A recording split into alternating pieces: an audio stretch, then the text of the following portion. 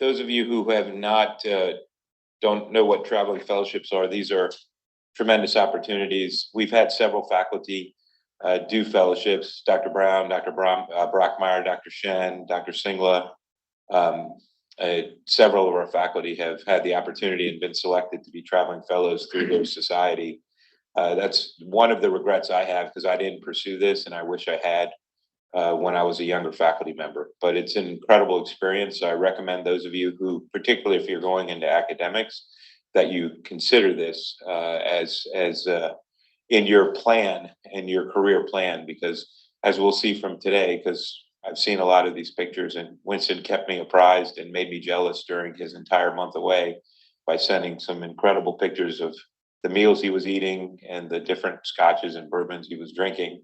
But it's an amazing experience educationally as well as socially, and a way to make amazing connections through your subspecialty society with leaders and other young members who often become lifelong friends. So thanks, Winston, for doing this, and looking forward to it. Thanks, Bobby.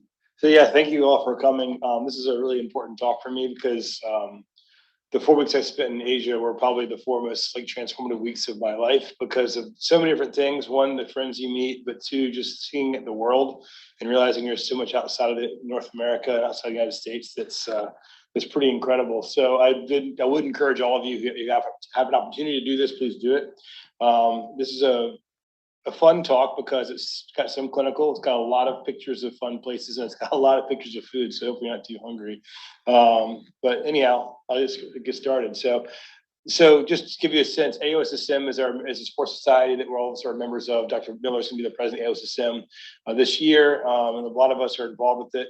APKASS is the Asian Pacific Knee Arthroscopy and Sports Medicine Society. It's basically the AOSSM of Asia and Southeast Asia, including China, Japan, Australia, and Southeast Asia. So the society's put together basically funds to do these traveling fellowships. So I applied for the traveling fellowship actually prior to the pandemic, and I was planning on leaving to go to South America in March of 2020. And as you might imagine, that trip did not quite take place. And so for a couple of years, I was kind of put on hold. And so I just finally, we got this itinerary in late 2021. And, with the pandemic, we all were kind of nervous it wasn't going to happen, but ultimately it did happen. I also want to say thank you. I think there's some virtual crowd out here, and I looked at just recently, and there's a couple of people from Japan and one person from Korea on the call. So thank you guys for coming to my talk. I think it was 7 o'clock in the evening over there right now. That's the other thing about going across the other side of the country. It's exactly the opposite time. So if it's 7 o'clock in the morning here, it's 7 o'clock in the evening there. So it's kind of interesting. So as you can see, my itinerary: Kobe, Japan; Seoul, Korea; Singapore, Bangkok, and Pattaya. For a while there, we were supposed to go to Shanghai, China, but that got the pandemic has been a problem over there. So we ended up going to these 4 places, and then Pattaya, Thailand, which is where they had their APKASS Congress, which is basically the AOSSM national meeting. So this is my group. This is the thing they put together. So Chuck Bush Joseph I'll actually go through each. Chuck Bush Joseph from Rush, he was our godfather. So what they do is they do a godfather who's sort of later in the career, plus 3 people who are sort of earlier in their career. So Cassandra Lee from UC Davis, Josh Chahal from the University of Toronto, and myself. So the 4 of us were the team to get together. So started on September 7th of 2022. Started in Charlottesville. My son was so sad that he wasn't going to go. He made a Lego character for himself and his sister so that we could take the Lego characters with us everywhere we went. So you can see the Lego character watch me take off to go to Kobe, Japan. So it's a long trip to go over there. So anyone who's been to the other side of the world knows. Luckily, the AOSSM put us up in first class, which makes it a lot easier, I would say. So it's a 13-hour flight from Atlanta to Tokyo. And you actually, when you fly, you don't fly straight across the Pacific Ocean. You actually fly almost across the North Pole, because it's actually a shorter distance to go across the North Pole. So I flew over Alaska and everything like that as I came across there. When I got to Japan, I realized they're much more technologically advanced than us. This is at the bar, you basically put your cup in there, and it pours you a beer, and then you a little bit of foam on top. So as you can see, the signs are very challenging for me to understand. So I had to figure out how to get through Tokyo, get to the customs gate, and then find my friends. So here we are getting to Japan. So luckily we had our friends show up.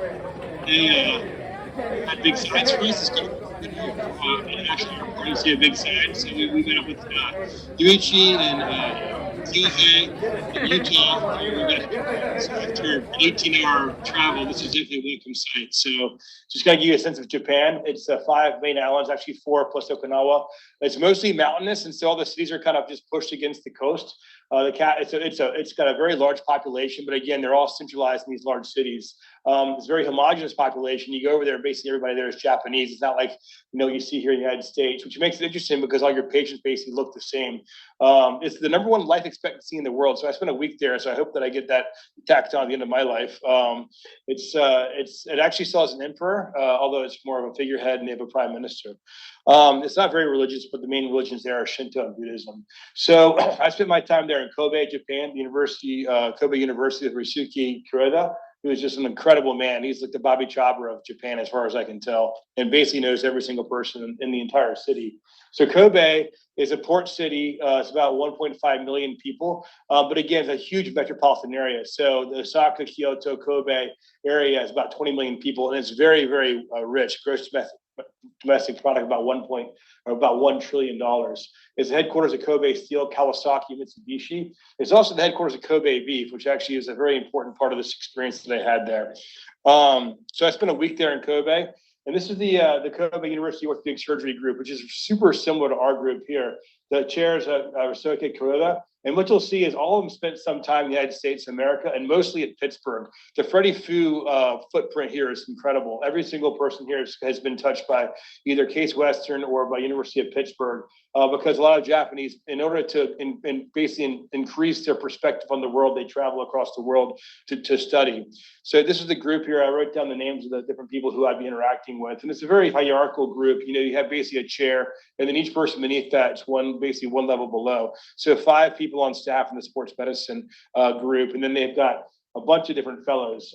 As far as how you train in Japan, you do have a 5-year orthopedic residency, but then there's 2 different paths you can take. You either go to general orthopedics, which about 70% of the population might do, but then a lot of people will do subspecialty training in graduate school. So it's 4 years. You basically get a PhD. You do a ton of research. That's why Japan is so productive research-wise. And almost every person who's going to go in academics there goes across the world for additional training, either to Canada or to England or to the United States of America. And again, Pittsburgh is a huge component of what a lot of people at this university did. So here we went to the Kobe University Hospital. This is Cassandra, myself, and Kyohei.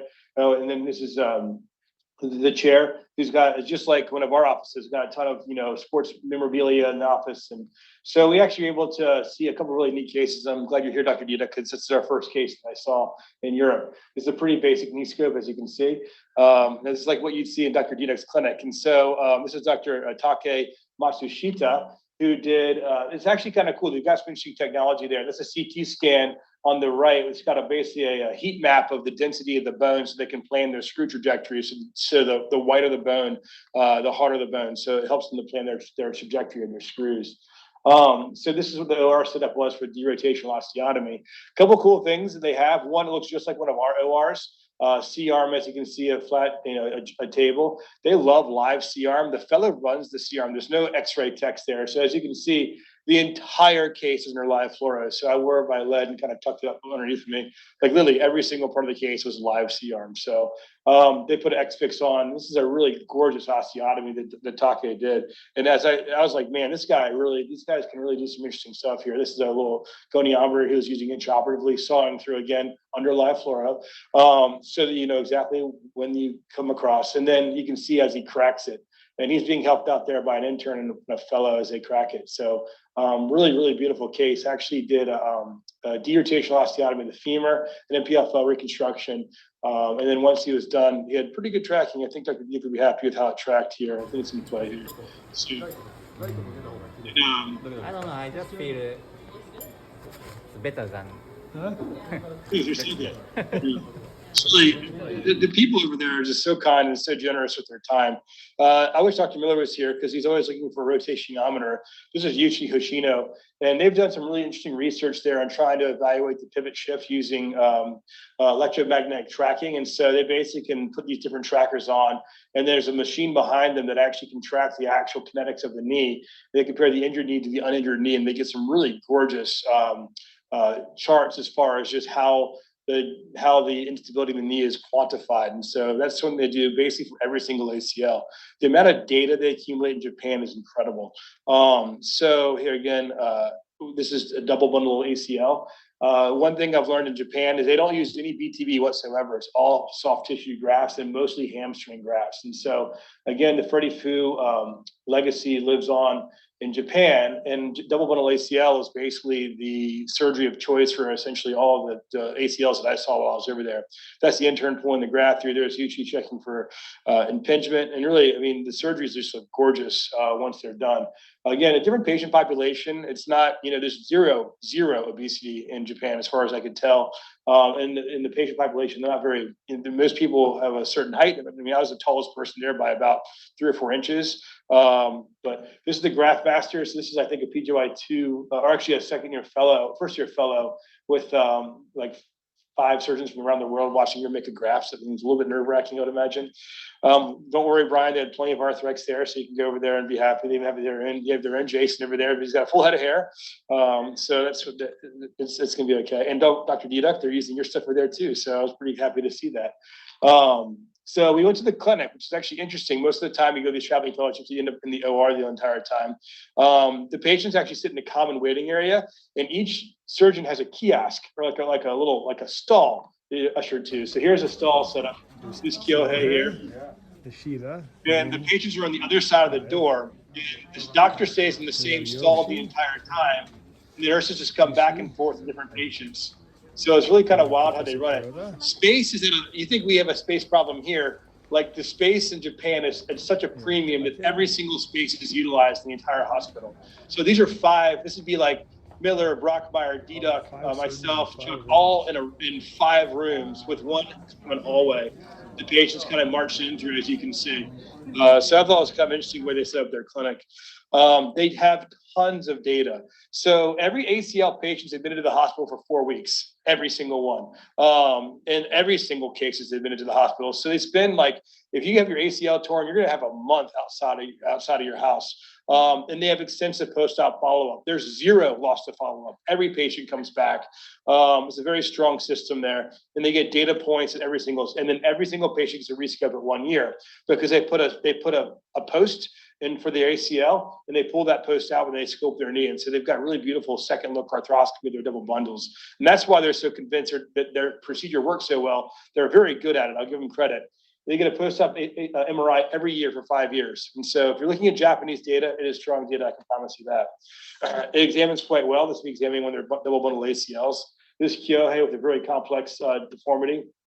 They do some really crazy double or quadruple osteotomies. This Take doing that again. So really, really cool stuff. Their patients were the happiest. Every single patient was smiling. At least it seems like they're happy to me. They weren't speaking very much the same words I was speaking, but they seemed like I didn't see a lot of workers' comp things being handed out and stuff like that. Let's put it that way, okay? So also, while we were there, this is Dr. Kuroda, or Professor Kuroda, the chair of the department.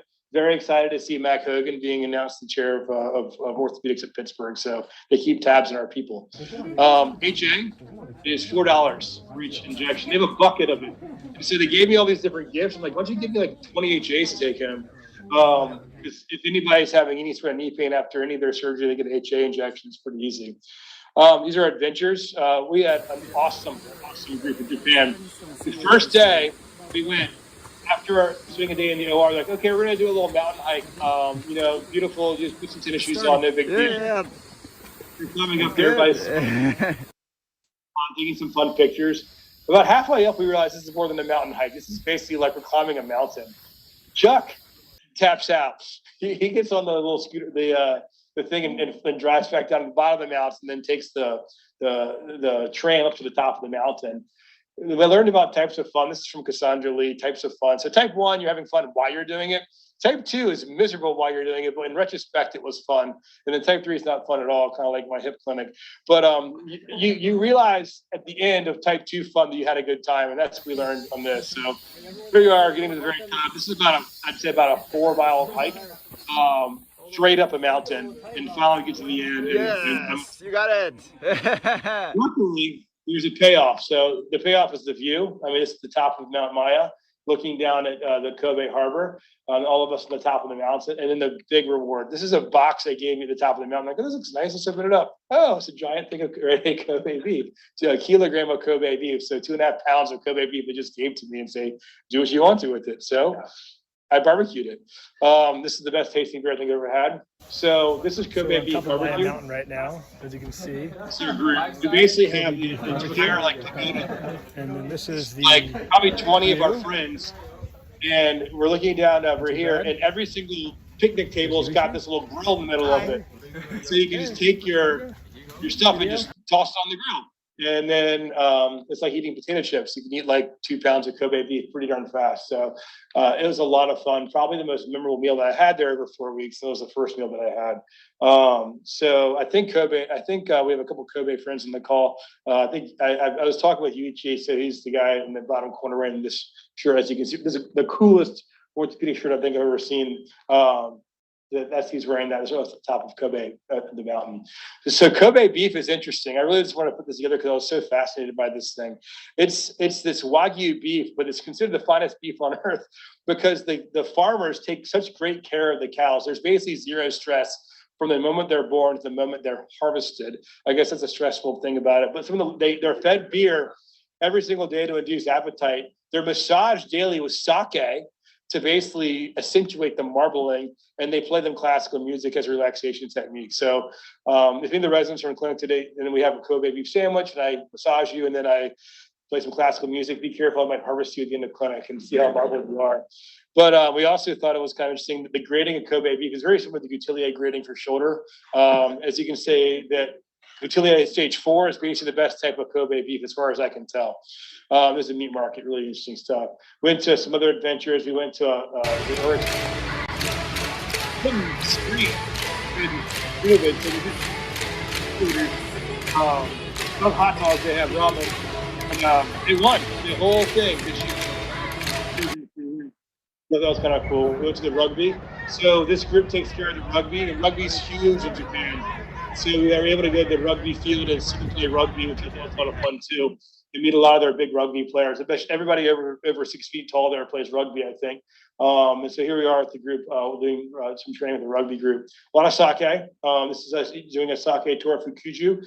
They actually serve this at Nobel Prize ceremonies whenever someone from Japan wins the Nobel Prize. So it's one of the finest sakes in all of Japan.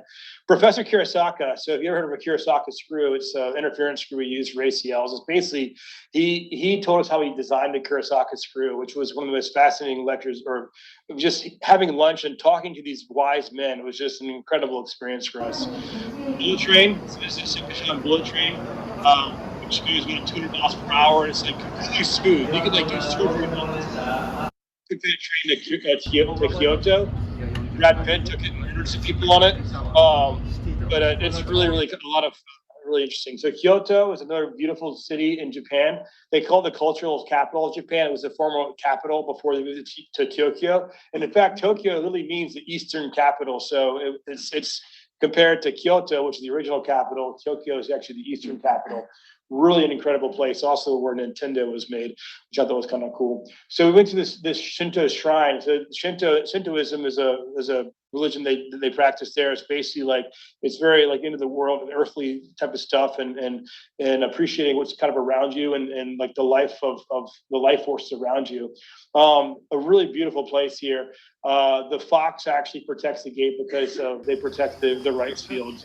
And they have all these cool rows of these torii gates that were donated throughout a couple hundred years by different families who thought they'd bring them good fortune. But you can take these gates all the way to the top of the mountain. It's just really, really beautiful there.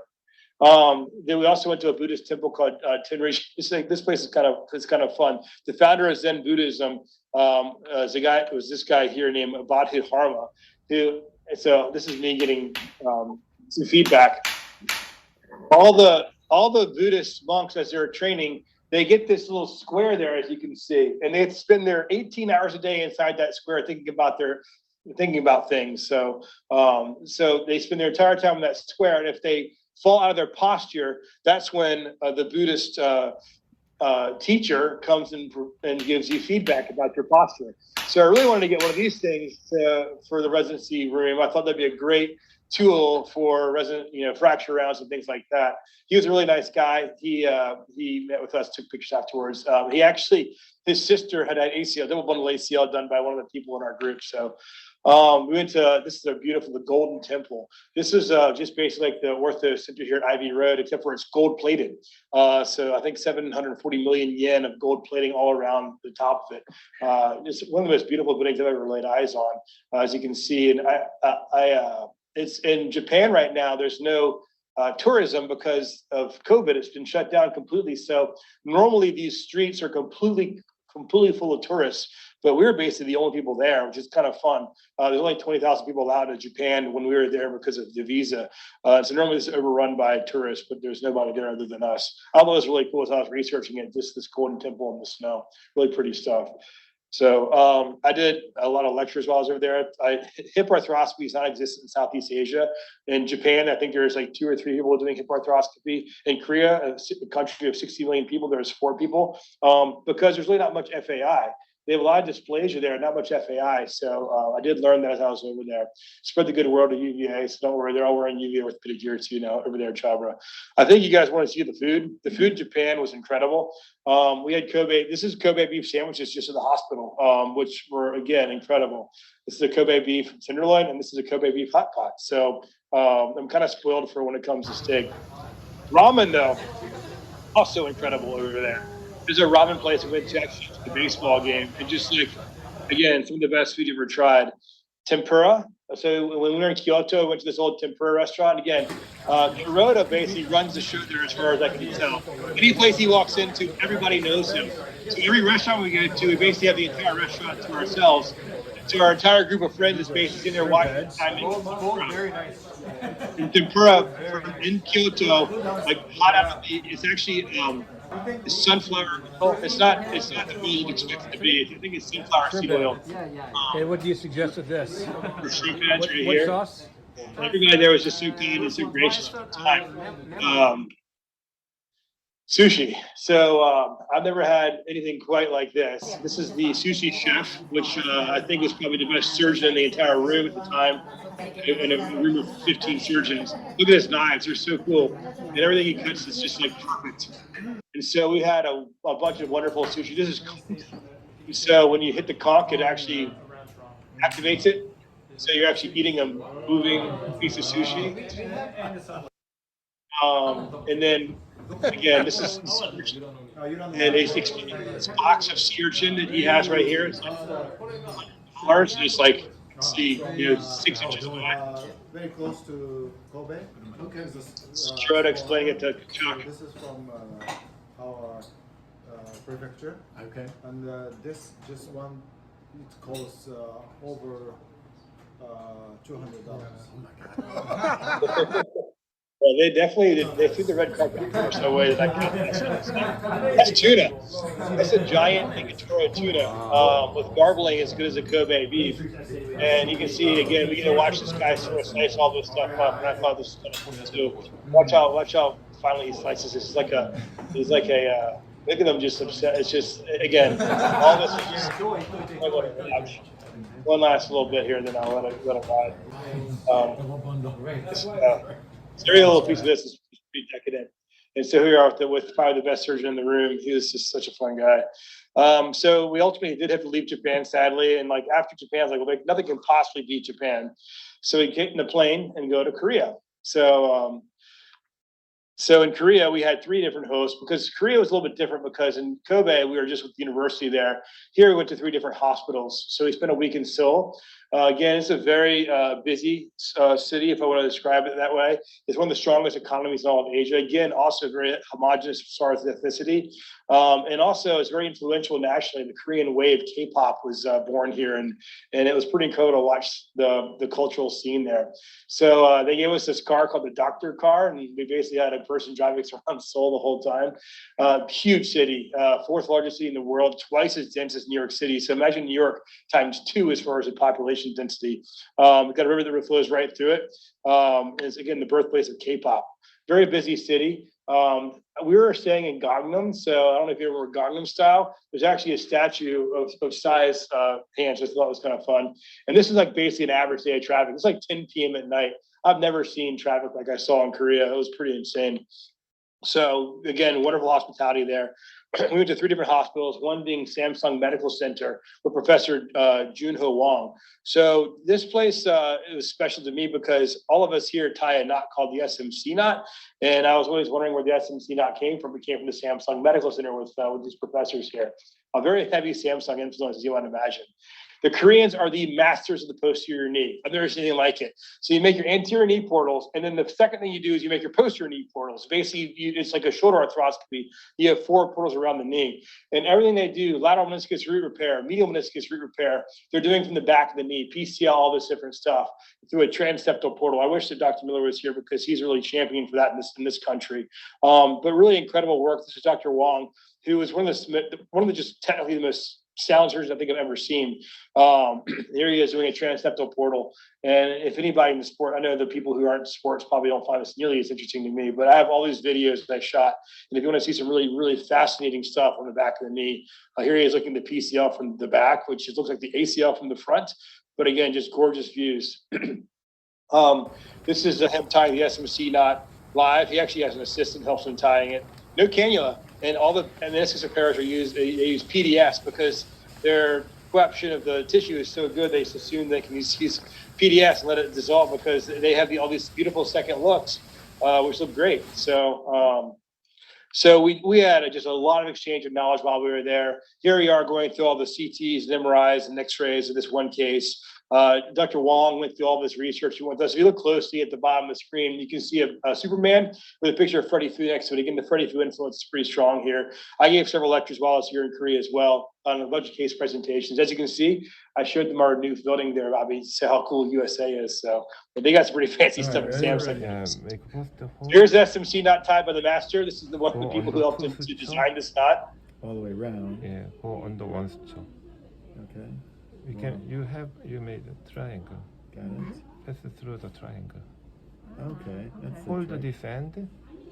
And This is something I don't normally do. It creates a locking loop. Final thing became a locking loop. And release this one. Okay. Pull this end, it's going inside the joint. After that, pull this side, it is locked. Okay. He's just everything they do. He's so talented. So after Samsung, we went to Kyunghee University, which is north of the river, with Professor Yoon, who was telling us about a series of 700 primary PCLs he's done in the last 10 years. So I thought it was a lot of PCLs. But again, they're matched. If you can get back there pretty easily, you can get back there pretty easily. I like their hospital model towards global imminence. I think we could use that motto here. Really another lot of posterior knee work here as well. Here he is making a posterior lateral portal with an 11 blade, just stabbing it to the back of the knee. No big deal. That's his assistants burning down the allograft for his PCL reconstruction. This is a transtibial PCL reconstruction that he did, again, all through the back of the knee. And just the view he gets to the bottom of the sulcus of the PCL is really, really nice. Costochondral autograft. So they actually have a thoracic surgeon who will harvest little plugs out of your rib cage, out of your costochondral cartilage, and they basically create a autograft out of that to fill their full thickness cartilage defects in the knee, even making one shaped like a heart, which I thought was kind of nice. This is Myeongji Hospital, actually, with my name tags up the Myeongji Hospital lanyard on it. And Professor Kim, who's just the most dynamic man you've ever seen. This guy is just full of life and full of fun. And actually, Myeongji is part of the Mayo Clinic, Adam. So if you want to join there when you're done here, you can just go straight over to Seoul or South Korea. This hospital was gorgeous. Everything there was just like, this is like one of their hallways. They have like trees growing in it. Not like, so, and like this is the chair suite right there for orthopedics where you can have your meetings and whatnot. This is how our scrubs are laid out for us. So just real quick, I'm in the operating room here and I'm going to go, this is where the surgeon lounge is. Oh, it wasn't fire. Yeah. So you basically walk out the hallway, you walk through a cafeteria, which is basically daily stocked with like they have like a buffet there all day or during lunchtime, and that's where all the surgeons can eat. Then you walk into this room, which is their surgeon relaxation room, where you have basically a TV, you've got like the coffee and everything, and then you have this like wonderful like full body massager you can sit in between cases. So I thought it was kind of fun. Here's the main operating room suite. All of us sitting there. Professor Kim had a ton of help. I think during any given case, he had at least 3 trainees, a PA or 2 PAs, and a first assist. So he had like 7 people scrubbed in, which a lot of them do a lot of cases. This is planned for the day. So in room 1, we did a revision ACL, did a discoid meniscus, a PCL, medial meniscus transplant, and then another ACL with ALL. That was in room 1. Room 2 was HTO, heart removal. Then we did a medial meniscus root, then a lateral meniscus transplant, then a medial meniscus root, then an HTO. And he's like, we'll be done by 3. I'm like, all right, well, good luck with that. And we were. So again, you can see the amount of help that he has around him. One thing, all of their back tables are curved, so it just kind of gives you a little better access to some of the things you're using. Here's doing a lateral meniscus transplant, 41 minutes in the tourniquet time, PS. And one of that top left screen is a true car he puts in blindly from the front to the back that pulls his meniscus through without even looking in the knee. He just puts it blind between the biceps femoris and the artery without. It's incredible, just I guess the precision that he has. Here he is shoving the thing back in. He actually put Chuck's initials on it, so CBJ. Although they put CJB, so you can see his initials on the meniscus.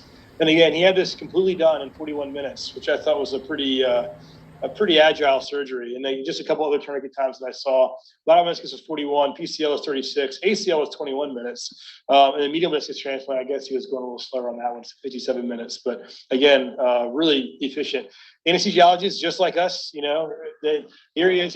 He's basically booking a trip to Busan, which I was like, okay, so it looks pretty cool. They don't wear shoes there. They wear flip-flops in the operating room, which I always thought was kind of interesting. So you kick your shoes off there as you walk in, and then you get a pair of these like flip-flops. And so like the arthroscopic juices are just kind of like pouring on you. And I guess you wash your feet at the end of the day. I like to wear boots, but I thought that was kind of fun too. We had lots of good case discussions while we were there. We met the entire team. So he has a team just like one of our teams. He's got physical therapists, he's got athletic trainers, he's got nurse practitioners, he's got fellows, and he's doing a lot of high-level research at his clinic right here. He actually has a performance center actually in the hospital where all of his athletes can come and do their performance testing. Orthopedic training in Korea, a little bit different. This is actually kind of a funny picture. So he's doing a medial meniscectomy here. The fellow is behind him holding valgus. So that's where the fellow holds valgus for in Korea, just in case you're wondering.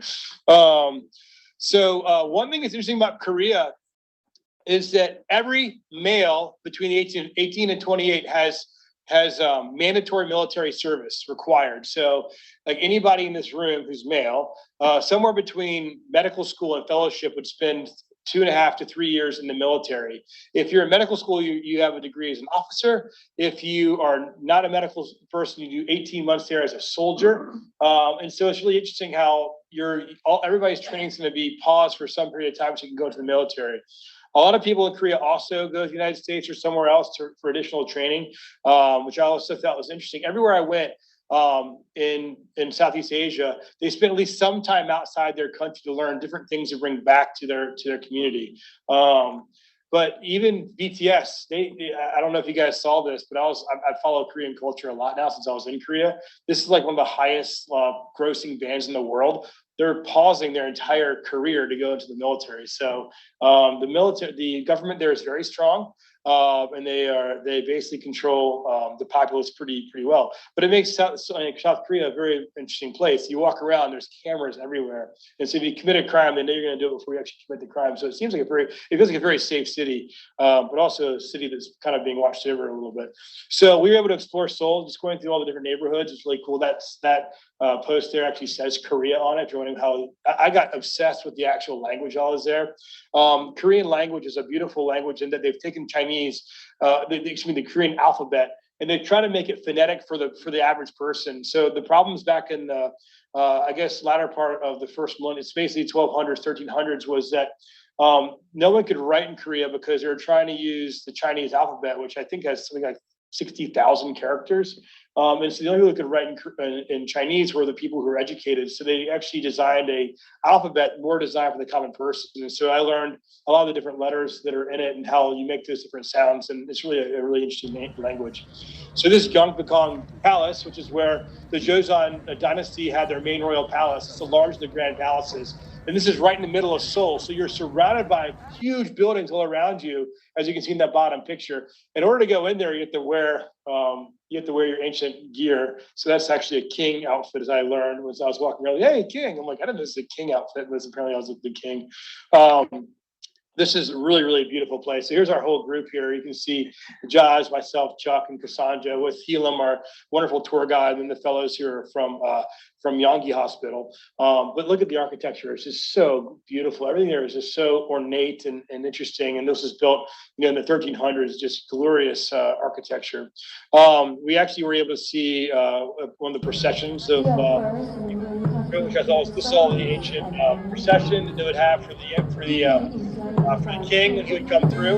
I think it's kind of cool. At the end of this video, there's a huge drum that I really want to have maybe my OR for timeouts. I'm not quite sure how I utilize it. This guy right here, watch this. This thing makes quite a noise.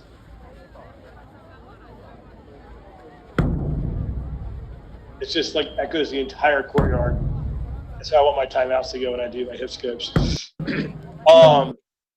So we also went to the White House of Korea. It's now called the Blue House. This was the executive office basically until this past year. So this is where the government would run in South Korea, and so you can see where the different governmental desks are and whatnot. Hongdae, all factor K-pop. We're not quite different prime time just yet, but like every street club we had people just doing K-pop stuff like everywhere. It was great. My phone. A Hipshark phone. Obviously, I had to buy this. I saw this on a store in Korea, so it says Hipshark on it. I have no idea why, but it's on my phone. So this is Hongdae. It's a really cool place. Latte World Tower. So this is the fourth tallest tower in the world. I think it looks kind of like Sauron from Lord of the Rings, but that's just me. It's anywhere you are in Korea, you can see this huge tower. So obviously, we went to the top of it, and you can see the views from the top of this. You can see all of Seoul. That's the Han River going east and west. That's just some of the bridges going across the Han River. They actually, if you look there closely, the Han River's got multiple areas of damming because this used to flood all the time and it was a big problem. And so they actually control the river flow to the Han River. But you can see there's a glass floor that goes out like probably 20 feet. And so you can go stand there and look down 1,800 feet, which it's nerve-wracking to say the least. There's me and Chuck looking down over the city of Seoul. This is our hotel view. We're in Samsung. That's the Olympic Park from the Olympics. As you can see, the two stadiums there and Latte Tower behind it. Brian, lots of fast cars. There's McLarens everywhere. And there's also a Bronco dealership there too, just in case you want to drive your Bronco around. So I love the cars. They're pretty fun. So this is Itaewon. Itaewon is a really fun place. It's a lot of clubs and bars. A lot of people who are expats live there. And so just a really vibrant scene. And if anybody watched the news recently, it's kind of perched up on a hillside. And during the Halloween party they had there, like 150,000 people there. There was a huge sort of stampede, and about 300 people lost their lives. So you can see how crowded it can be just an average Saturday. It was really pretty sad. We went to a club there with Dagon, who I think the beauty of this is like we created friends that like are still friends. I've been texting with Dagon. This guy here took Joe Park and Anne Marie Park out to dinner when he was in Korea a couple weeks ago, and just showed us kind of the nightlife in Korea, which was a lot of fun too. I went to North Korea, threw a rock across the DMZ. Didn't quite get there, but I thought like I was doing my part to fight communism. The DMZ is a demilitarized zone between North Korea and South Korea, which basically is a mile wide border to prevent skirmishes from occurring right at the border. So as you can see, that's the iPhone picture of where I was standing on the Bridge of Freedom. So North Korea is on the other side of the water. So I thought it was pretty interesting to see. It was like a chills kind of experience to see North Korea, and just kind of the funny thing is the South Korean side, they've built all these beautiful buildings, all these like fun looking clubs and stuff. So I guess North Koreans can look across the DMZ and pine over what could it be. It's incredible just how North Korea is so isolated, even that part of the world. As you can see just how hard it would be to get over there. Korean food is also fantastic. We went out to, I mean, every single night there, we went to these unbelievable dinners. So this is a beef barbecue. So our host this is Dr. Yoon, took us to this meat market, and we walked down this alleyway, and suddenly we're in this like wonderful place where they had this Korean beef barbecue set up. You can see Dr. Carr right there. That's so funny. Everybody went with Dr. Carr. So this is what it looks like. They bring you a massive plate of beef, and like any cut you want. And then you have this little grill set up, and the waitress comes over and just kind of grills things. Yes, the waitress grilling things. I don't know. And here he is pouring soju, which we'll talk about in a second, which is every beer you have there, they pour a little bit of alcohol, a little bit of liquor into the beer to make it get a little more pep to it, I guess. But as you can see, Korean beef barbecue. Another thing that's kind of fun, they actually cut up their beef there with a giant pair of shears. In Korea, the chopsticks you use are all metal because the deforestation after the Korean War was so problematic that they actually don't use wooden chopsticks, at least in most places I went to there. So all the chopsticks are made out of metal. That's a Korean beef barbecue with a little bit of wasabi on it. Again, a pretty delectable bite, I should say so myself. There's me and Jazz after a wonderful dinner going through the meat market there as well. Meat markets everywhere over there. This chicken soup place, another just alleyway in Seoul that they took us to, and this is our one of the fellows showing Jazz how to put the ramen into the chicken soup, and like the aromas. I wish I could like make that like emanate through the entire room because the aromas were so good. Bingsu, which is a type of I wouldn't call it ice cream. It's more of a cold treat made out of beans and ice and different fruits and like berries. And just like crazy good stuff there. This is the cafeteria at Samsung Hospital, which I think we should look into.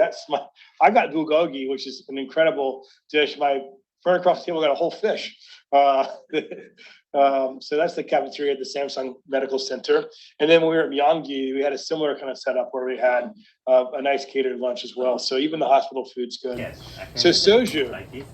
Soju is a rice alcohol. It's part of the culture there. You can do soju shots. You can do soju bombs. You can just pour soju into your beer. But we had a lot of soju. These are the fellows. Watch when they do a toast. It's funny. They all turn their back to the surgeon as they drink. I think they'll show it to you. They turn their back to you because the hierarchy there is so strong that you're not the younger people aren't supposed to exhibit they're having any sort of fun. So anytime they're doing anything fun, they turn their back to you, or it's just kind of weird. And anytime you do a toast, they always leave you below your glass. So hierarchy is really big in Korea. I brought a bottle of Hawaii home to Dr. Chabra. So if you guys want to do some soju bombs upstairs after the lecture, it's in Dr. Chabra's office. This is at the end. You can see he's wearing his Virginia hat, creating a Soul Train soju bomb. So these are all the beer glasses, and these are all the shot glasses on top. And this is Professor Kim showing me how to do a soju bomb.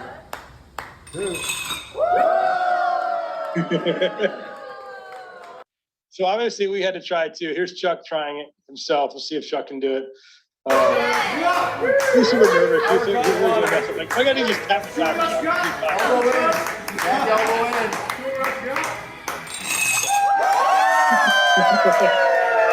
There's a lot of cheering, a lot of gambes, a lot of goodbyes. You know how to say cheers in like 15 different languages. So again, spreading the UVA love. The doctor card and getting a UVA sticker on it. So still driving around the UVA sticker on in the soul, I hope. And this is my group. Again, Helam Joe, who was our tour guide. So the woman you see under on my right side there was a tour guide the Dr. Kim had hired for us, who basically took us through everywhere we wanted to go. She would take us in Dr. Carr. So it was just incredible to have the level of hospitality that we had there. Was really incredible. We did have to leave Korea, sadly. So here we are at the airport leaving Korea, flying to Singapore. So Singapore is our next destination. Singapore Air, I would suggest it. It's a really nice airline. So put us back in first class. That's my breakfast and then my lunch for my 6-hour flight. So the breakfast is like some sort of charcuterie, and the lunch was like a filet mignon and a bottle of wine. Again, it's like 10 o'clock in the morning. I'm like, whatever, why not? Might as well have a bottle of wine while I watch a movie on my Singapore Air. And there I am flying over the South China Sea. Singapore, what an unbelievable city. So it's called the Lion City, which is interesting because there's no lions there. So the ancient lore is that one of the original founders of the city state of Singapore, was coming across that little river as you see, and he saw some in the bushes, and he assumed it was a lion. And so he called Singapore the Lion City, when in fact there's actually no native lions. And the lion is a big part of the culture there, which is, again, amusing since there's no native lions. So it's a little island country. So it's a tiny little country. It's the second smallest country in the world, I believe, next to Monaco, maybe the third smallest country in the world. But it's one of the busiest ports in the world. It's got so many ships come through it because it's basically at the straits of between the Indian Ocean and the Pacific Ocean. So it's like the Straits of Gibraltar going into the Mediterranean, but all the commerce would come through it. And so it was critical during the British Empire, because all the Straits of Singapore here are all the different trade routes went through. There used to be a lot of pirates there, but in World War II, 1942, Japan actually conquered Singapore. England was so bogged down in England was so bogged down in Europe because Hitler was pushing into England. They kind of lost track of their British Empire, and so Japan came and took over Singapore in 1942 and occupied until the end of the war. Singapore gained self-governance in 1959, and now it's a banking center, multicultural center, lots of different languages. They speak English there, which is kind of nice after being in Korea for a while. Although it's not English, they call it Singlish, Singlish, which is kind of like a Chinese English. Mandarin, Malay, and Tamil as well. And the Singaporeans, and they have the longest life expectancy, the fastest internet, which I thought was kind of fun, lowest level of corruption in the world. Again, a very powerful central government here. This is it was actually flying out of Singapore. Sorry, the videos aren't playing too good. Those are all the ships just waiting to get into harbor. So if you're wondering where your iPhone case is, it's probably one of those ships right there getting into Singapore. So just a really, really busy port. They again welcomed us with open arms. This is NUHS. I don't know if Dave Lee or anybody's on the call, but because I did invite Dave. So again, the friends you're making at these places are you're there for a week. And you're spending a week and you're doing a lot of eating, a lot of drinking, a lot of traveling. So you end up becoming pretty tight friends with these folks. And so the Singaporean friends are as good a friends as anybody. But this NUHS, it's kind of funny. This is Dr. Hui and Dr. Lee showing the poor person in the front how to work their camp. It took probably 10 minutes to get this picture taken, but I thought it was kind of funny. So I took a picture of them taking a picture of us. But as you can see, this is Dave Lee is the guy on the far left, and then Dr. James Hui, who's the chairman of the department. This is their office there. They got it pretty nice too. So they're like on the 18th floor of this high-rise building, and you can see the entire town of Singapore. So one thing that we have better, this is their residence space right here. But you can see their views out of their cafeteria, which is a little bit nicer than our view. They have this great, and I was thinking, Bobby, they have this beautiful mural on their wall, just showing the history of NUHS orthopedics, going through all the different chairs, all these different pictures, and what they're doing then and what they're doing now. They're really into their history and culture there. And look at this guest book I found. So this is a visitor's book they keep for other visiting professors. I'll look closely and look at that. 2009, Dr. Francis Shen. Thank you for all the hospitality. So I think that's kind of cool. You go through that book and there's a who's who of different people, but by far the greatest name that I saw there was Frank Shen. So we had a wonderful symposium, just like what you'd see here. We did cases, we did lectures. The entire residency group was there. All the different faculty was there. So we did a wonderful lecture. Again, very few people doing hip arthroscopy in Southeast Asia. So I was trying to, my first talk I did in Japan, super technical, and I finally this is a hip, this is a femoral neck, I had to sort of take it down a notch because the understanding of FAI there is not nearly, again, it just doesn't exist over there. It's the same degree as what we have there.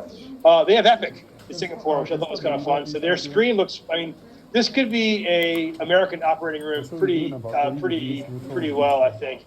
So the picture on the wall, you have the residents are all set up. There he is on the bottom left doing a perk release of an MCL.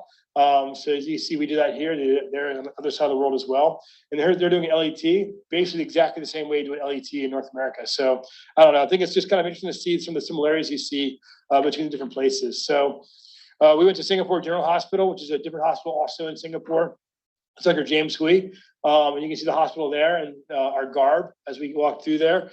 Again, they have a resident and a fellow in each case. It's a very familiar feel to me. This is their hospital here. And there's their OR board. Again, these are pictures I took, 10,000 miles away. They could be taken in our operating room here. And you can see, it looks just like opening up one of our pans. You see the red hats, they have red hats there. That's their MyTech rep. So again, just the similarities are uncanny on the other side of the world. They had anesthesia delays just like us. This is one thing that we don't do. Every rotator cuff I saw there, they put a balloon spacer in. So this is a standard rotator cuff repair. In order to basically to help it heal, they put this balloon into it and they blow it up, and it pushes the chromium and the humeral head away from each other so that it actually helps to support the rotator cuff repair, which I thought was kind of like putting a splint on, if you will. In this country, those are about $5,000. So you can see at the end, there's a rotator cuff repair to the balloon. Again, we did case presentations via Zoom, as you can see, to the entire residency group. There's the chair. The happiest man I think I've ever met is the chair of their departments too, just like the chair of our department. Happiest man I've ever met. We're there in Singapore, James Hui. And you can see I'm signing the guest book right now as he's holding my shirt behind me. So it looks like I'm signing up to be in their department. There's the training over there. They have two different styles. They have a UK style and a US style because they actually are part of the UK system still there. Vibe, they actually have a Duke Medical School there. So NUHS actually is affiliated with Duke. And so there's actually a program there between Duke and NUS, National University School. Again, a lot of them will become surgeons for a while. So they become an attending for 2 years. And then after 2 years, they leave for fellowship. And so Ming Wong, who's one of my friends from Singapore, is actually doing his fellowship in sports in Boston next year after doing 2 years of attending work. So it's actually, I think it's actually an interesting paradigm because here we go from residency straight to fellowship. I mean, how many people would love to do some fellowship training after they've been in practice for a while so you can figure out all the stuff they were screwing up before? So I don't know. I think it's an interesting paradigm to have over in Singapore and really, really excellent surgeons.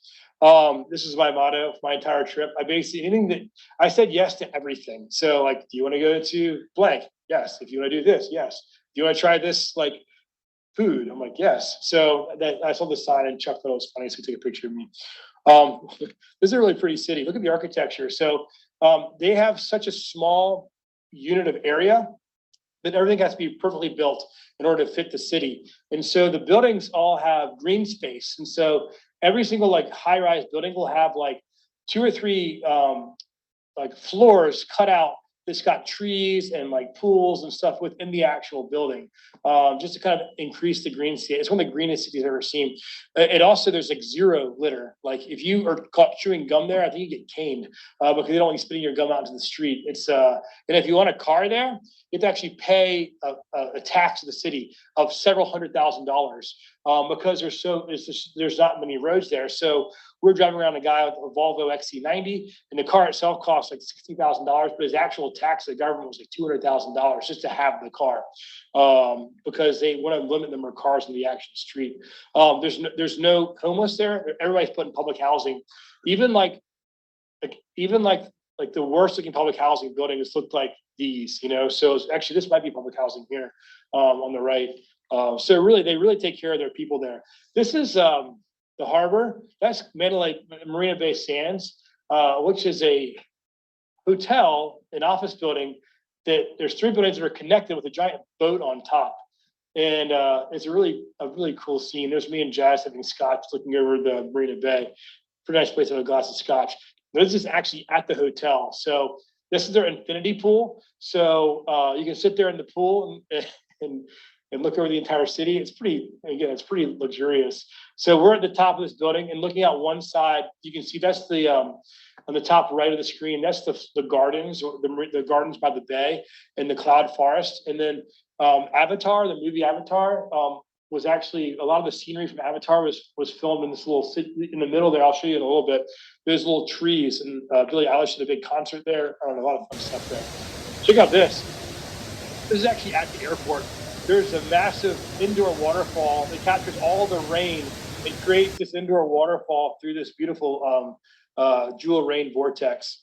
We went to a night safari, which is like one of the only night zoos in the world. And this entire zoo is set up to see the animals at night. And so you ride around this tram with the guy telling you about all this different stuff. You see the elephants and the lions and the otters And like I'm sitting there, like my 11-year-old daughter would freak out to be in this tram right now because these animals just like come up and like sniff you, like anteaters. Luckily, they kept the lions and the tigers behind the moat, but they're just like kind of wandering around the zoo. There's a wolf again behind the moat. The otters are fun. Let me get to the otters and I'll move on because the otters are just kind of like, there you are. Look at them. I don't know. This is like, again, transformative experience. We actually kayaked the bay. So all of us went and got in kayaks and kayaked around the bay. And then we also rode a bike around Marina Bay. So again, there's one of the lions. I talked about the lions spitting the water out. Very famous landmark in Singapore. I'm on the F1 track there. So I'm not sure if you realize, but when I was there during the F1 Grand Prix race in Singapore, it's a night race. I should have showed you that previous picture. So all the streets are being turned into a F1 race while we were there. As you can see, this me right. I didn't go quite as fast as the F1 racers, but it was kind of fun to see the F1 thing getting set up. A really cool race. This is biking. So I'm biking around Marina Bay. I'm putting my phone like this, by the way. So I'm surprised I didn't fall and hurt myself. But I don't know. I was making this talk, just like reliving all these experiences, and like, riding a bike around Marina Bay, I mean, that's a pretty cool thing to do. There's all of Singapore behind me. And like, again, the entire city is like built into the actual landscape. So all these open bars and things like that are built into these beautiful palm trees. We went all the way out to the very, very coast. And that's looking back from the end of the bay, looking back at Singapore, looking back at all the different the buildings there and the parks. That's looking out into the harbor where all the ships are sitting there waiting to get let into the harbor, I guess. There's like probably 1,500 ships out there just waiting to get into harbor. The Scotch place there was incredible. So there's a Macallan Scotch, the Raffles Hotel, just basically a Scotch outlet.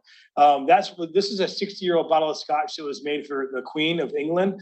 And then the 5 bottles down there they bought them at auction for $1.4 million. So from left to right, 35, 45, 50, 55, and 60-year-old bottles of Scotch. And so I don't know if they're going to drink them or not, but they're pretty cool to look at.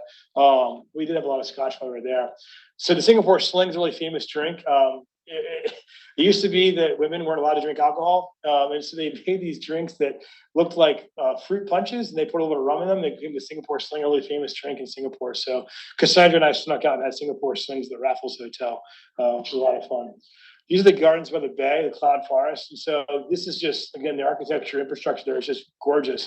So you're inside of a massive dome building. It's like 80 degrees outside. It's like 72 and like perfect humidity in there. Very humid in Southeast Asia, surprise. But in here, it was pretty much perfect. And so you can wander through the gardens by the bay and just kind of see all the beautiful, they have trees and flowers from all over the world put into this place. So you can look at the different architecture. That's a Mayan pyramid behind that man there. There's a cool like statue they made of a dragon. And then the cloud forest is really incredible. This is probably about an 8-story tall glass building with all these different waterfalls and flowers inside of it, with views of the city. You can see the Marina Bay Sands Hotel behind me. The National Market Garden, just lizards, just a giant monitor wandering around. There's Cassandra looking at it. I'm not gonna lie, my 3 co-fellows were freaking amazing. They're like some of my closest friends now, Jazz and Cassandra and Chuck. We just had so much fun. This is the country club. This is their version of Farmington, I guess you could say. They have a better burger there, and this is just as lunch. You know, a light lunch after we had surgery in the morning. It was like, let's go get a light lunch. And so I had a cheeseburger. Like, let's go. Lamb chops here are great. We should get them too. I'm like, okay. And then like banana split at the bottom. Hawker stands. These are made famous by the movie Crazy Rich Asians. If you want to learn about Singapore, you can watch Crazy Rich Asians, but that's kind of a different part of Singapore. We were kind of more in like the more, I'd say, pedestrian part of Singapore, which is still really nice. But these are these hawker stands where you can go, and basically every single stand has a different food at it. So every single place you go is there's satay or ramen or something like that, every single stand. And so you can go to your table and they bring all your different things you've ordered. The satay was incredible. And look how they did their pitchers of beer. I thought it was so cool. They basically make a little tap and you can pour the pitchers of beer. Dave Lee brought his son. Where's his son? Yeah, it's like a little mini version of himself. You see Dave Lee on the far left. His son is like a mini me. We went to the night safari after this. That's why the son came. Singapore chili crab, famous type of crab. They basically have these huge tanks full of crabs from all over the world, and they make this really good chili crab. Indonesian food, like again, all these different cultural foods are so good. This is nasi padang, which is basically a bunch of different types of curries, and I don't know how to describe the different flavors, but everything is just in a sauce. It's got a little bit of spice to it, a little bit of cream to it, and it's really, really, really good. As you can see, I probably took, I don't know, this is Mock taking a selfie here, but we probably took, I don't know, 1,000 selfies while we were there. This is probably the best full-out meal I had the entire time I was there. A revolver was Indian restaurant, and we had the entire front row by the tandoori area. And you can see the menu there. Just to show you a couple of things we had. We had, this golden pomfret, which is in the middle, which is basically like in this risotto, which is like the best bite I had while I was in all of Southeast Asia. They had gruyere naan. So this is naan. This got gruyere within it, and then topped with like basically like a butter chicken, which is pretty good. They had these little quail eggs, which are really good, and then obviously I ate a lot of steak while I was there. This is me, the tandoori oven. It's super cool. They actually let me come back there with the oven. Hot, pull stuff out. So good. So we had our entire group there eating. In fact, there's not a picture of him here, but behind us, that table behind us was the Sultan of Johor. So we got like a table one better than the Sultan of Johor, who was behind us at the time traveling. So we walked outside. There's a whole row of these black, like suburban, like really like tricked out Suburbans, a bunch of like huge men in suits. Like, what's going on? The Sultan of Johor was there. Johor is like a big city state right in Malaysia, the very tip of the Indonesian peninsula. It's like this is a sort of from Aladdin. It looks like this is the airport in Singapore. They actually have a giant flower butterfly garden in the actual airport. So again, everything's just, Singapore is pretty nice. I hope this is interesting to you guys. And this is just fascinating to me. So from Singapore, we went to Thailand. Our shortest flight. And Thailand was a different world. We started in Bangkok. And we spent most of our time with Dr. Ab. Everybody in Thailand's got like a last name that's got like 50 consonants in it. So they all shorten their name to Ab or to the people who we were with Month and with Ab and with Boy and with, so like they all have shorter names so you can actually pronounce them because they're all very long names. But Bancha was our host in Thailand for a while as well. Really, really cool city or cool country. It's actually still a monarchy. They actually have a king, King Maha, who's also called Rama X, who actually rules Thailand from Germany of all places, but it's actually still a monarchy. We spent 4 days in Bangkok. Here they are welcoming us there. The first place we went to is Thammasat University Hospital. So Thailand's got limited resources compared to Singapore and Korea. For instance, they don't have any allograft there. So basically everything they do there is autograft. And so they use very little BTV there as well. But here's Bancha, and here's their residency program while we were there. So you can see the four of us in Bancha in the back with their faculty, and then there's all the residents in the front there. A lot of women in the residency program, different from Korea, where I saw only one woman in the residency program when I was there. So this is what they do as far as their training in Thailand. They actually come out a lot earlier than those in Singapore and Korea. They do go straight from high school to medical school, which I thought was a kind of interesting paradigm there. So they don't actually have college. College and medical school are kind of together, and they do ortho residency for 4 years after working for the government. We did grand rounds while I was there. Give again more talks on hip arthroscopy. Thailand actually did have a hip arthroscopy presence. There's actually a person there who's doing hip arthroscopy that I had a nice conversation with. The clinic there is really nice. They're building a new joint center, the hospital itself doesn't look all that fancy, but the joint center looks really fancy. And so they're obviously marketing the joint center. Here's their ortho clinic staff, which, it's kind of fun to see. It's basically like Ivy Mountain staff, ortho center staff over in Thailand, very similar appearance to just kind of like how the clinic is run. So this was incredible with Dr. Bancha. I guess someone in the chat, someone's great presentation. Oh, Juan Ming. So he's from Singapore. He was who I was having with, who I enjoyed with that meal in Singapore with, and he's the one going to Boston University to New England Baptist. No, he's going to the Brigham and Women's for a sports fellowship next year. That's the operating room with Bancha. I don't have as many pictures here because I actually scrubbed into these cases. As you can see, I'm right behind him as he's doing a LET. Actually, I think he's doing a lateral collateral ligament reconstruction here. But one thing that's kind of cool, this is going to blow your minds. This blew my mind. Here's the anesthesiologist there on Instagram. So again, there are some similarities that I think are really telling between the two places. So their OR is set up.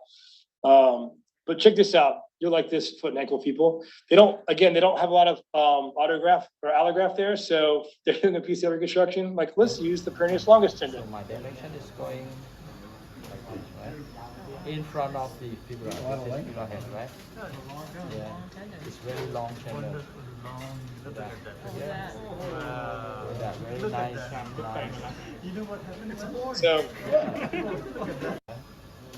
So they're using that for their PCL reconstruction. It makes a beautiful graft. I'm sure it's really great for foot and ankle function, but it's really good for knee function.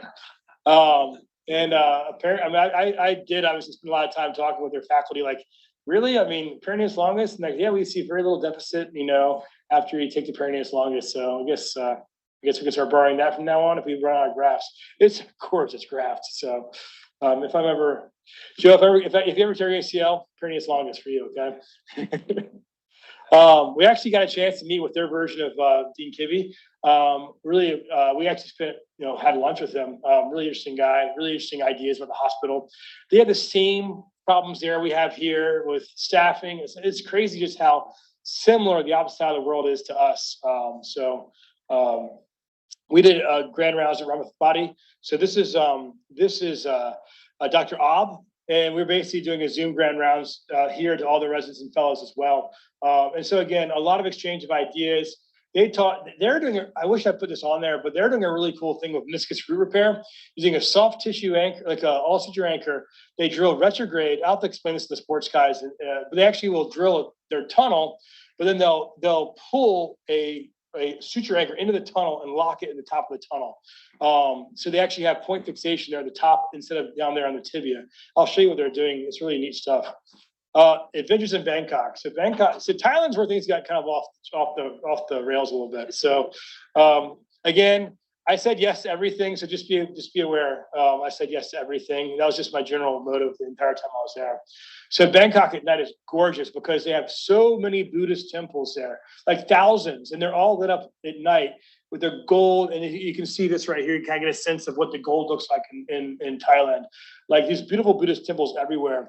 So we took a tuk-tuk around. You know what a tuk-tuk is? It's a cool little, like a 3-wheeled car. I have a picture of it here in a second, but to all these different places with our group. So the Buddhist temples at night, that's the river of one of the temples as well. So that's a tuk-tuk. Here we are driving around Bangkok. We go for the night on a tuk-tuk. Me and my friend from Thailand. Lots of motorcyclists. Like their motorcycle trauma there is incredible. Everybody has motorcycles. It's like an average trauma night in their hospital. So everywhere we went was by tuk-tuk, which is kind of a fun little car. But then we took an e-scooter through Bangkok. And this is where we got our e-scooters from. And this is our e-scooter group. Again, these are the people that were so much fun. We got on this little thing. We went through all these tiny little alleyways. Like that's Jazz right in front of me, going through this alleyway. And that's like the widest space he went through. Going all through Chinatown, all up and down the river, looking at all different like markets and stands and food. The amount of like things you're selling on the street is really incredible. You could buy like an entire wardrobe just driving on the street of t-shirts and shoes and things like that right on that street. Again, there's a tuk-tuk everywhere. They're great. Beautiful, just the murals on the walls are so cool. Like beautiful flowers everywhere. That man right there is the same man as this guy right here. And there's a mural there showing, I think there's Nelson Mandela on it. And I think some other famous people in that mural.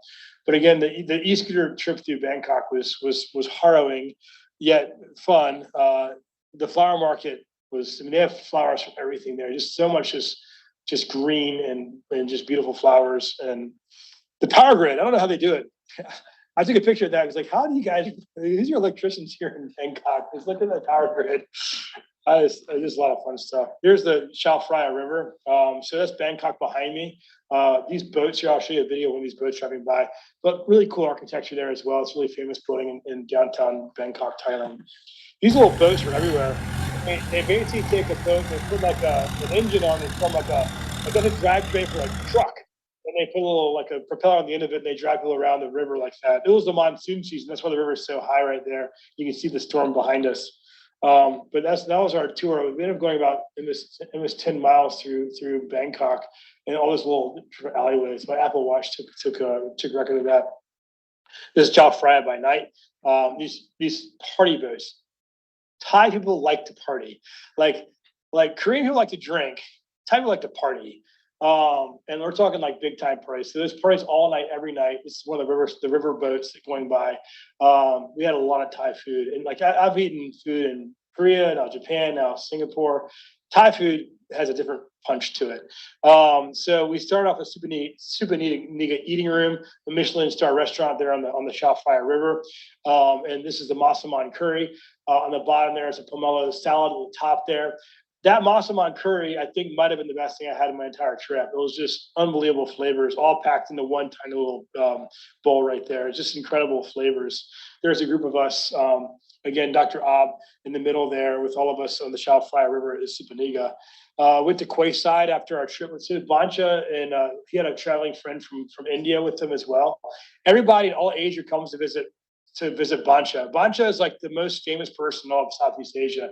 He actually has a YouTube channel with like 7,000 followers, and everybody knows Bancha. So if you know Bancha, you know everybody. He's the guy who did the Pyrenees longest harvest. He's trained a lot of different people. But the food there was got a little bit of spice to it, a little bit of citrus to it. Again, everything was really, really, really, really good. Now I kind of want to go back. The street food is probably the best stuff. You can just go anywhere on the street, and if you had any money, you could buy this is like a little rice thing packed into a corn husk. There's a whole goose hanging on a street vendor, and all these different things you could buy off the street. Yeah, I tried most of it. I didn't actually get sick. James Brown was like, "You've got to take some like Cipro over there. You're going to get sick." And I actually never did get sick, which I was pretty surprised by. The pad thai there, it's good. I had to get pad thai in Thailand, right? That's what it looks like. They actually cook the entire thing inside of a really thin egg. So you actually cut into that, and then all the noodles pour out of that little egg thing. And the pad kapow, that's good too. The Blue Elephant restaurant was our last night there. This is so you're going to meet these people in the next couple of slides. But the top left is Chanakarn. Top right, Spancha, and then that's Dr. Ab. He's the president of the entire TOSSM. So he's a Mark Miller of the TOSSM, which is the Thai Orthopedic Society of Sports Medicine. And this guy is a work hard, party hard kind of man, as you'll learn in the next couple of slides, okay? The guy is so tucked in during the day, buttoned up, tie, like talking like he speaks the research so well. And at night, well, you'll see. So we take the troop down to Pattaya. So Pattaya is about an hour and a half south of Bangkok by car, and Pattaya is kind of the party city where we had our big meeting. So like our big end of trip meeting. Go check the time. So we spent 5 days in Pattaya. It wasn't terrible. This is the TOSSM APKASS meeting. So basically, the big meeting. Everybody from Southeast Asia comes here. So it was really cool because all the friends we met in Japan, Korea, and Singapore all came and met with us in Thailand. And we stayed at this hotel, which is not a bad hotel. So you can see that we're actually, my hotel's room is based on that little pool right there. And you can see like out of my room, I have this bathtub, a bed, and that's the view out my window. This is what it looked like as we were kind of this is like an infinity pool that goes out into the into the Bay of Thailand. And it's really kind of fun. And you can see down below as well. I did check on the night float team. So when you're on the opposite side of the world, and it's like, I don't know, 3 o'clock in the afternoon, it's 3 o'clock in the morning here. So as you can see, I called Alyssa and said, I wanted to see how things were going over there. And you can see a picture of me in the bottom corner. They were having a different night than what I was having, I would imagine. But I don't know. It was kind of fun calling in on the night float team. So the annual meeting was awesome. Like this is an awesome, high level, high research. That just the stuff that we learned there was so good. This is our opening ceremony. This is so cool. So they have all these Thai dancers, and then there's the APKASS president. They shoot an arrow into the stage to start the meeting off. One of my Thai, I said this to Dr. Miller, who was the AOSSM follow suit, and like this massive team behind them. You can't really tell, but the music was so loud. Like you're like just like. That's Dr. Chanakarn on the left. We'll go on a lot about it in the next slides because we see the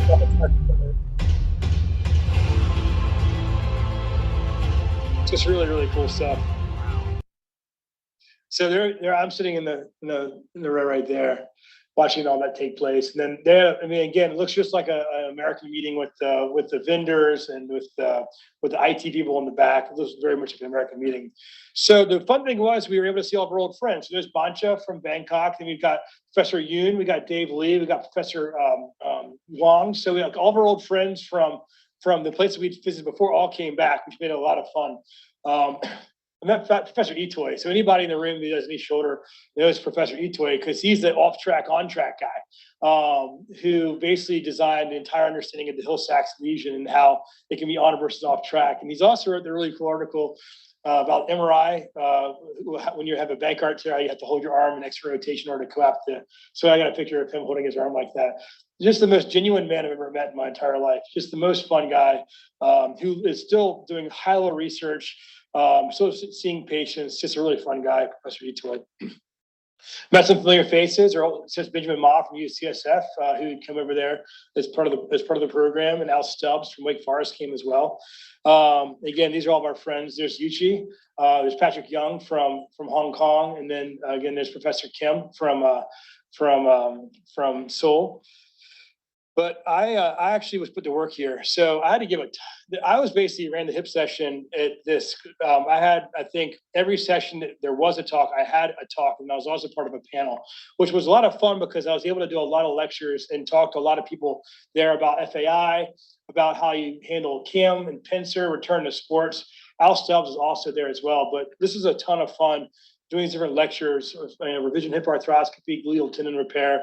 So again, I was like, my second day in Pattaya, I think I had 4 hours of lectures, like straight, which again, I think after all the fun I had, I kind of deserved to do some work there. So you can see I was on this panel. I gave a talk on sports hernia. I gave a talk on hamstring. So, and then I was also on the panel for the group that was showing me their labral repairs and showing what they were doing in Thailand, which I thought was kind of fun as well. So trying to spread the UVA, way out in Southeast Asia. Gave even more talks the next day. This actually gave the AOSSM report when I was there. So that was kind of fun. There's me and Chanakan, and there's our group there. So after a long day of lectures, nice beer in the sunset by the infinity pool. So things weren't too bad for me.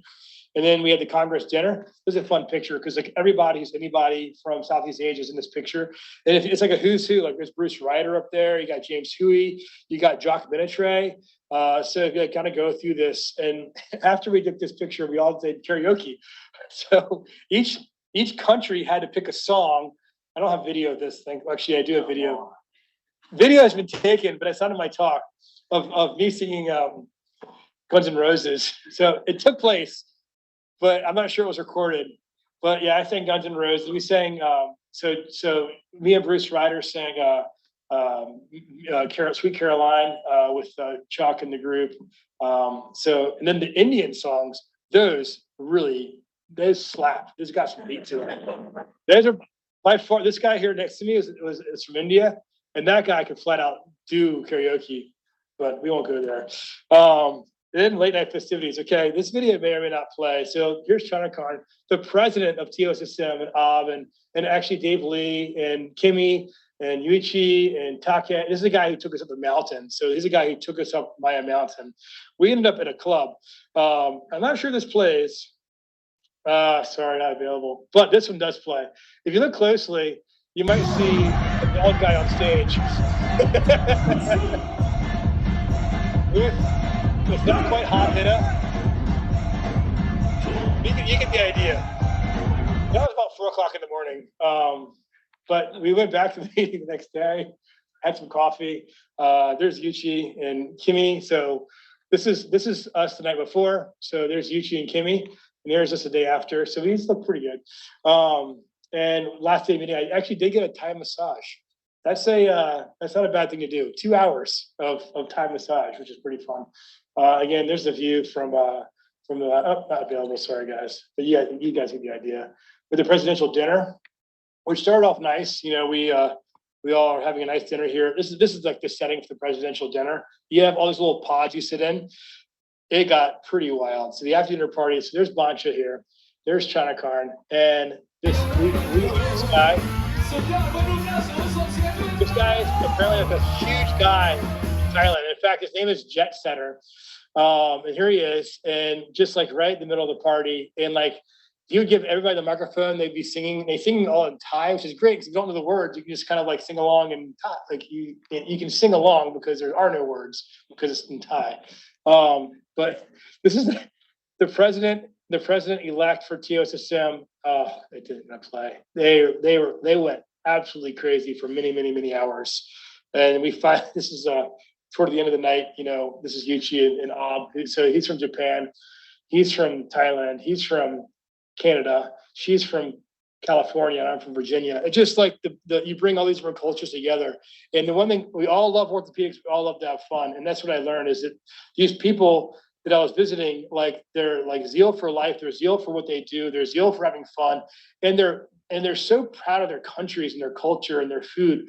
All they want to do is just show us foreigners just what it's like in their different countries. And so like we weren't going there to these different places as tourists, as visitors. We were guests, and we were part of their culture, and we were going places that I can't imagine ever going.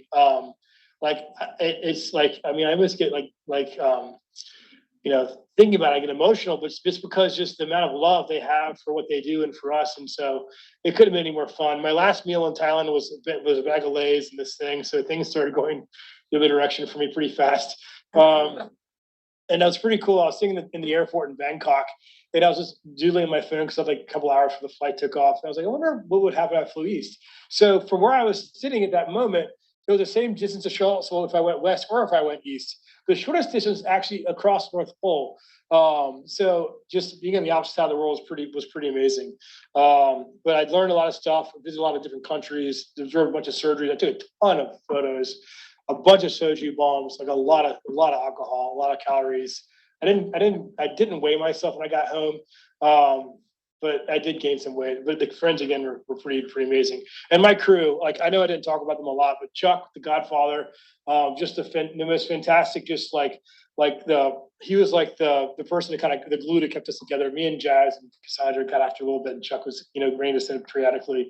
Jazz from Canada, just like the smoothest dude you ever met.